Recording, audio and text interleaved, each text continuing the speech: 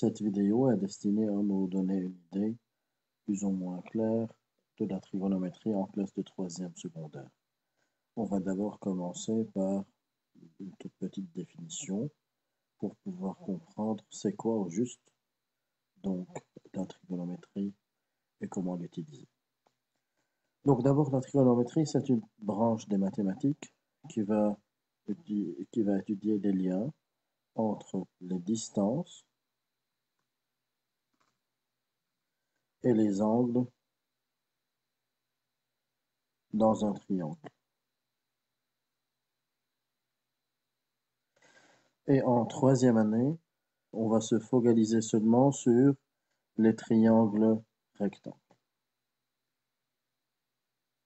On verra en quatrième que c'est possible aussi d'utiliser la trigonométrie dans des triangles quelconques, mais en troisième année, on va seulement travailler dans les triangles rectangles. Alors pour les triangles rectangles, il faut se rappeler de quelques petites bases. Donc la première, c'est donc la nomenclature, donc l'hypoténuse. Donc à chaque fois qu'on a un triangle rectangle, on va avoir une hypoténuse qui va être qui est le côté opposé à l'angle droit. On a aussi le côté adjacent à l'angle concerné. Donc dans ce cas-là, on a le sommet A. Donc le sommet A va avoir d'un côté un côté adjacent que voici, donc AB. Et d'un autre côté, il va avoir l'hypoténuse. Et naturellement, le côté opposé, c'est BC, et il va être, c'est le côté naturellement opposé à l'angle A. Donc comment est-ce qu'on va mettre tout ça en pratique? Donc il y a trois formules élémentaires qu'on voit en troisième année. Sinus, cosinus et tangente. Vous avez probablement commencé à les utiliser dans le cours de physique. Là, on va les expliquer un tout petit peu plus en détail. Alors, d'abord, pour bien les mémoriser, je peux vous donner cette expression un peu, voilà, un peu rigolote. Casse-toi. Donc, casse-toi, mais on va l'écrire autrement.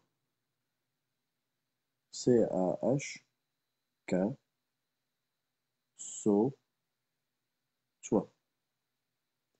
À quoi est-ce que ça va servir? C'est un petit acronyme qui va nous aider à les mémoriser, à mémoriser ces formules, parce que le C représente le cosinus de n'importe quel angle, alpha, et il va être égal au côté adjacent divisé par l'hypoténuse. Donc voilà, A comme adjacent, H comme hypoténuse. Pour le SOA, donc ça va être sinus alpha qui est égal au côté O comme opposé divisé par l'hypoténuse. Et finalement le T pour tangente alpha. Parfois on l'écrit aussi TG alpha, donc il faut savoir lire les deux façons d'écrire, les deux expressions. Et ça va être ici côté opposé sur côté adjacent. Donc pratiquement, si je veux maintenant remplacer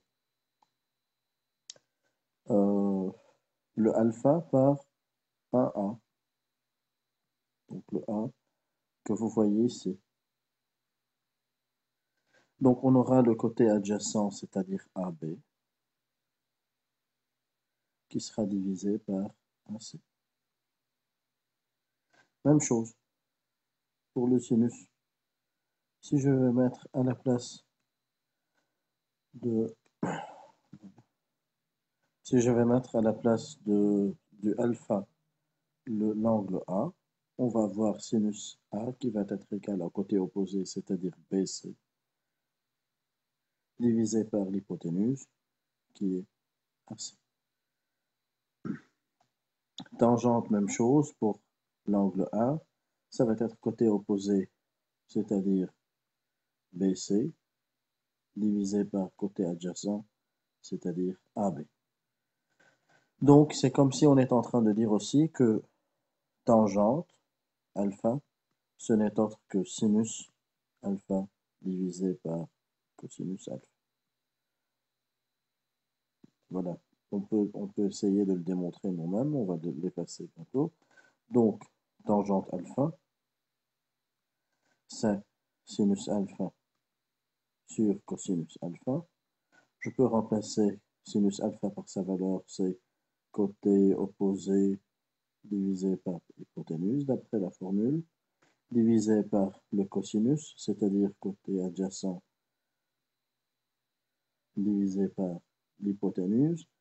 Et maintenant, il suffit d'inverser la deuxième fraction et multiplier. Donc on aura côté opposé sur hypoténuse fois hypoténuse divisé par côté adjacent.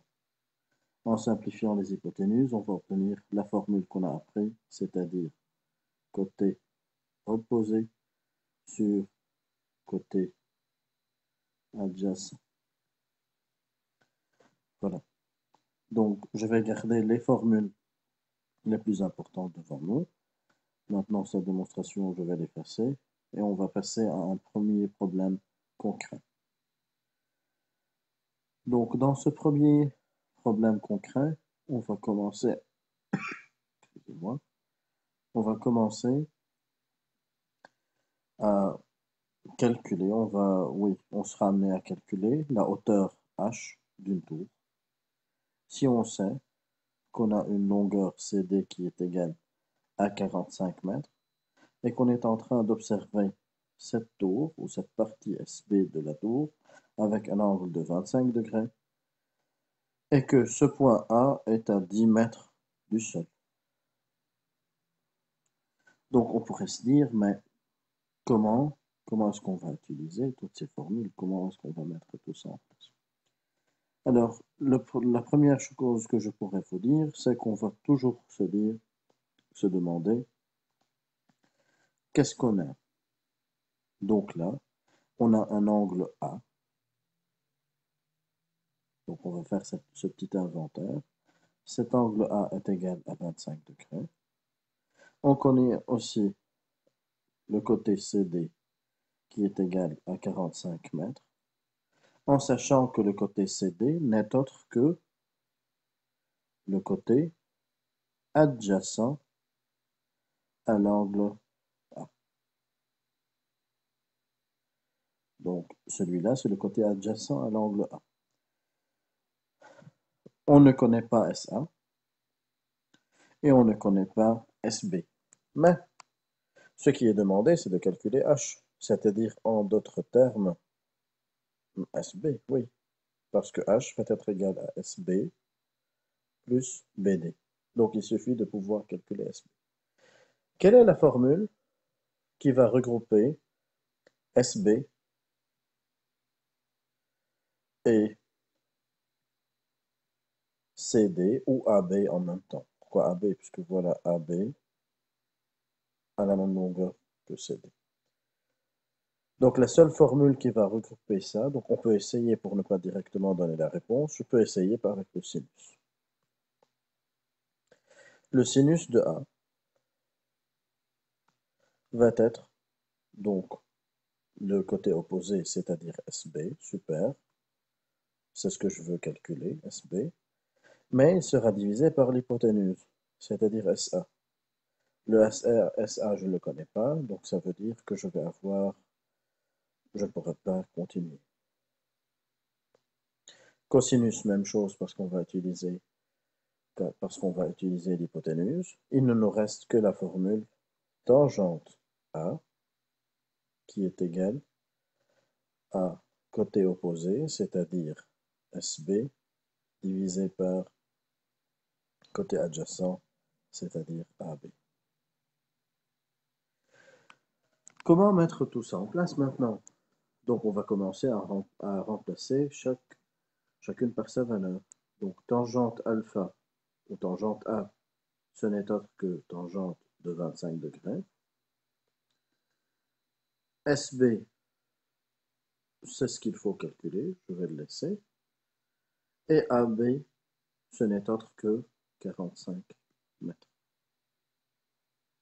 Donc on a appris, bien sûr, que quand on a une égalité de deux fractions, proportion, c'est-à-dire qu'on peut écrire le produit des moyens qui est égal au produit des extrêmes, c'est-à-dire SB est égal à 45 fois tangente de 25 degrés.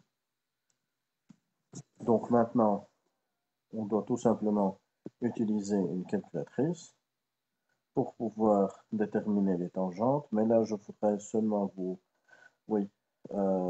demander de bien faire attention que la calculatrice doit être réglée sur degrés. Parce que si jamais vous la laissez en radians, vous risquez d'avoir des mauvaises réponses. Donc là, je vais utiliser ma propre calculatrice ici pour trouver tangente de 25 degrés. Voilà. Et ça va être égal à 0,4663. Bon, je vais seulement prendre 4 chiffres après la virgule. Et maintenant, il suffit de multiplier donc ce nombre-là, la tangente donc de 25 degrés par 45. Et comme ça, on peut trouver 20,98, quasiment 21 mètres. Mais est-ce qu'on a répondu à la question? On ne peut pas dire que oui, parce que ce qui était demandé, c'était de calculer h. On a trouvé la longueur de SB. Donc h va être égal à SB plus la hauteur AC, c'est-à-dire 21 plus les 10 mètres du départ, c'est 10 mètres, et on aura 31 mètres. Je vais continuer dans une prochaine vidéo à faire un autre exercice que voici. Suivez-moi.